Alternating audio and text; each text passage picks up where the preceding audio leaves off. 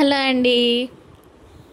సేమియా కేసరి కోసం నేతిలో జీడిపప్పు కిస్మిస్ దోరగా వేయించుకుని పక్కన పెట్టుకోవాలి. అదే నేతిలో సేమియాని కూడా దోరగా వేయించుకోవాలి. నేతిలో సేమియా ఎంత బాగా వేగితే అంత బాగా టేస్ట్ వస్తుంది, బాగుంటుంది. వాటర్లో యాడ్ చేయగానే సేమియా అతుక్కోకుండా పర్ఫెక్ట్గా ఉంటుందన్నమాట, బాగుంటుంది. అందుకని నేను నేతిలో వేస్తున్నాను. 2 కప్స్ సేమియా తీసుకున్నానండి. 2 కప్స్ సేమియాకి 2 కప్స్ వాటర్ పర్ఫెక్ట్గా సరిపోతాయి అన్నమాట. చూసారండి, ఇట్లా వీడియోలో చూపించిన విధంగా 2 కప్స్ వాటర్ యాడ్ చేసుకోవాలి. ఈ వాటర్లో సేమియా అనేది బాగా ఉడకాలండి. ఒక 5 నిమిషాలు ఇట్లా వాటర్ పోసిన తర్వాత సేమియా ఉడికించుకుంటే మనకి సరిపోతుందండి. ఎక్కువసేపు ఉడకవసరం లేదు, ఎందుకంటే సేమియా తొందరగా ఉడికిపోతుంది, మళ్ళీ ముద్ద అయిపోతుందండి.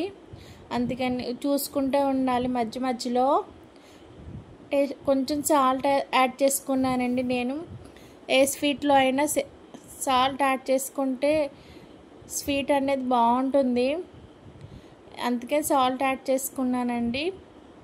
ఇట్లా సాల్ట్ యాడ్ చేసుకున్న తర్వాత 2 కప్స్ సేమియాకి 1 కప్పు పంచదార యాడ్ చేసుకున్నాను.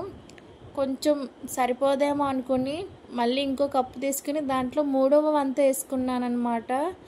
అది కూడా వేసుకోకపోయినా పర్వాలేదు, పర్ఫెక్ట్గా 1 కప్పు పంచదార అయితే సరిపోతుంది 2 కప్స్ సేమియాకి.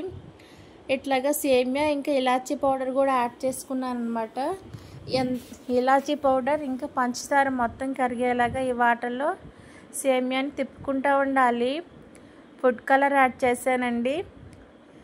కేవలం వీడియో కోసం మాత్రమే ఫుడ్ కలర్ యాడ్ చేశాను, కానీ ఫుడ్ కలర్ అవాయిడ్ అవుతేనే మనకి హెల్త్కి మంచిదన్నమాట. చూసారా, ఇప్పుడు కొంచెం వేయించి పక్కన పెట్టుకున్న జీడిపప్పు ఇంకా కిస్మిస్ని కూడా వేసుకుని సేమియాని బాగా ఉడికించుకోవాలండి. చల్లారిన తర్వాత సేమియా అనేది ముద్దగా లేకుండా పర్ఫెక్ట్గా వస్తుంది. చూసారండి, ఇట్లా ఫైనల్గా సేమియా కేసరి అనేది రెడీ అయిపోయింది. చల్లారిన తర్వాత ఇది ఇంకా బాగుంటుందండి.